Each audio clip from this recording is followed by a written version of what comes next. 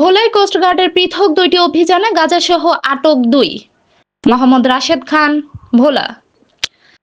গোপন সংবাদের ভিত্তিতে গত বুধবার রাত ৮টায় কোস্টগার্ড বেস ভোলা কর্তৃক ভোলার সদর থানাধীন শান্তিরহাট অটো ব্রিকফিল্ড সংলগ্ন এলাকায় একটি বিশেষ অভিযান পরিচালনা করা হয়। অভিযান চলাকালীন উক্ত এলাকায় তল্লাশি করে প্রায় ৪০,০০০ টাকা মূল্যের ১ কেজি গাঁজাসহ সোলেমান বাদশা নামের এক মাদক কারবারিকে আটক করা হয়।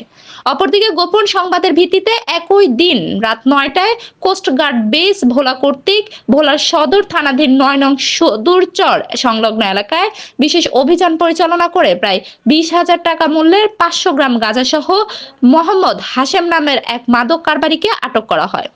আটককৃতরা হলেন ভোলা সদর উপজেলার চর সামাইয়া শান্তিরহাট ৫ নং ওয়ার্ডের বাসিন্দা মোহাম্মদ আব্দুর রবের ছেলে মোহাম্মদ সোলেমান বাদশা ও উপজেলার সদরচর ৯ নং ওয়ার্ডের বাসিন্দা মৃত জলিল ব্যাপারী জলিল মোহাম্মদ হাশেম। জব্দকৃত গাঁজা এবং আটককৃত মাদক কারবারিদের পরবর্তী আইনানুগ ব্যবস্থা গ্রহণের জন্য ভোলা সদর থানায় হস্তান্তর করা হয়।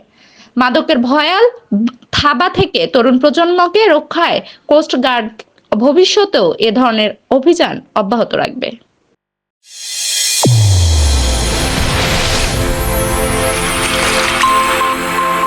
চ্যানেল A1 হৃদয়ের স্পন্দন।